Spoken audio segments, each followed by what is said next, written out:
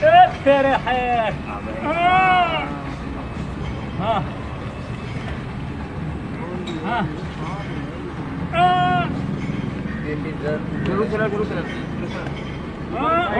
पूरा दरख्त है ये जड़ नहीं है, पूरा दरख्त है।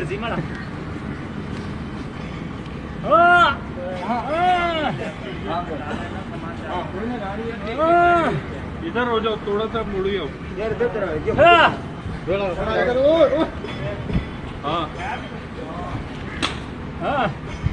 चला अंकल, मानते कि नहीं मानते? चलो चलो चलो। अबे और रुक जा रुक जा रुक जा। भैया बाल्टी साइड पे करना, ये देख रहा है। हाँ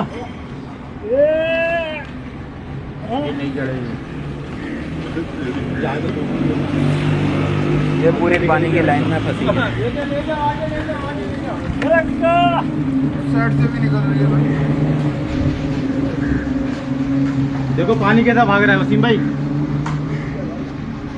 दिखाना दिखाना। अंदर हाथ डाल के इधर। हाँ इधर अंदर देखो, और यही तो निकालिए। निकल के और देखो ये दफ्तर ले जाओ, बड़ा पूरी निकालो, दफ्तर ले जाओ। ये पानी के पीछे की पाइपलाइन में से ये पूरी दरख्त की जड़ निकली है, जो बिहानी के पीछे मेन पाइप की लाइन थी जिसमें पानी नहीं आ रहा था।